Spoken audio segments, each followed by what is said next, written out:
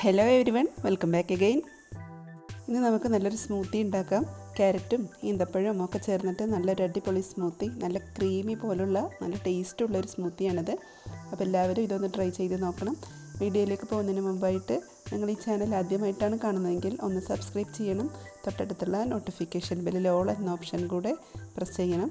അപ്പോൾ നമുക്ക് സ്മൂത്തി ഉണ്ടാക്കാൻ തുടങ്ങാം. അതിന് വേണ്ടിയിട്ട് ഞാനിവിടെ 3 വലിയ ക്യാരറ്റ് വേവിച്ചെടുത്തിട്ടുണ്ട്.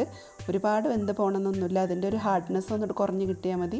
ഇനി ക്യാരറ്റ് വേവിക്കുന്നതിൻ്റെ കൂട്ടത്തിൽ തന്നെ ഒരു 8 or 10 ഈന്തപ്പഴം കൂടെ ചേർത്ത് വേവിച്ചെടുക്കണം. നിങ്ങളുടെ മധുരത്തിനനുസരിച്ച് ചേർത്ത് കൊടുത്താൽ മതി. ഞാനിവിടെ മുമ്പേ തയ്യാറാക്കി വെച്ച ഡേറ്റ് സിറപ്പാണിത്, ഈന്തപ്പഴം വേവിച്ച് തയ്യാറാക്കുന്നതാണിത്. അപ്പോൾ ഇതിൽ നിന്ന് ഞാനൊരു 1/2 കപ്പോളം ഞാൻ ചേർത്ത് കൊടുക്കുന്നുണ്ട്.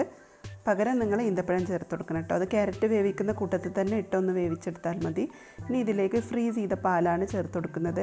ഒരു 500 മില്ലി ഫ്രീസ് ചെയ്ത പാലും പിന്നീട് ഞാൻ തിക്നെസ് ഒന്ന് കുറക്കാൻ വേണ്ടിയിട്ട് ഒരു 1/2 കപ്പ് പാലും കൂടെ ചേർത്ത് കൊടുത്തിട്ടുണ്ടായിരുന്നു. അത് നിങ്ങൾക്ക് എത്രമാത്രം ക്വാണ്ടിറ്റി വേണമെന്നുണ്ടെങ്കിൽ അതിനനുസരിച്ച് ചേർത്ത് കൊടുക്കാം. പിന്നീട് ഒരു 1/4 കപ്പ് പഞ്ചസാര കൂടെ ഞാനിതിൽ ചേർത്ത് കൊടുക്കുന്നുണ്ട്. ചിലപ്പോൾ ഈന്തപ്പഴത്തിൻ്റെ മധുരം മാത്രം മതിയാവില്ല. ഇനി ഇതെല്ലാം കൂടെ നല്ല സ്മൂത്ത് പേസ്റ്റായിട്ടൊന്ന് അരച്ചെടുക്കണം. തരി ഒട്ടും പാടില്ല, അതുപോലെ നന്നായിട്ട് അരച്ചെടുക്കണം. അരഞ്ഞ് വരുമ്പോൾ ഈന്തപ്പഴത്തിൻ്റെ കളറൊന്നും വരില്ല, ക്യാരറ്റിൻ്റെ കളർ തന്നെയാണ് മുന്നിട്ട് നിൽക്കുക.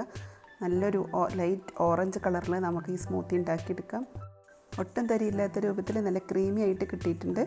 അപ്പം നമ്മളുടെ ക്യാരറ്റ് ഈന്തപ്പഴം സ്മൂത്തി റെഡി ആയിട്ടുണ്ട്. എല്ലാവരും ഒന്ന് ട്രൈ ചെയ്ത് നോക്കാൻ മറക്കരുത്. കാരണം ഇഫ്താറിനെ പറ്റിയ നല്ലൊരു ഡ്രിങ്കാണ്. ഒരുപാട് വൈറ്റമിൻ സിയും അയണും ഒക്കെ രണ്ടിലും അടങ്ങിയിട്ടുണ്ട്. ഈന്തപ്പഴം എൻ്റെ അടുത്ത് സ്റ്റോക്ക് ഇല്ലാത്തതുകൊണ്ടാണ് ക്യാരറ്റിൻ്റെ ഒപ്പം വേവിക്കുന്നത് കാണിച്ചു തരാതിരുന്നത്. അപ്പോൾ നിങ്ങൾ എന്തായാലും ഈന്തപ്പഴം ചേർക്കാൻ മറക്കരുത്. ഈ ഒരു കോമ്പിനേഷൻ സ്മൂത്തി ഇതുവരെ ട്രൈ ചെയ്യാത്തവരുണ്ടെങ്കിൽ എന്തായാലും ഒന്ന് ട്രൈ ചെയ്യണം. വീഡിയോ ഇഷ്ടമായാൽ നിങ്ങളുടെ അഭിപ്രായങ്ങൾ അറിയിക്കണം. നിങ്ങളുടെ ഫ്രണ്ട്സിനൊക്കെ ഷെയർ ചെയ്ത് കൊടുക്കണം.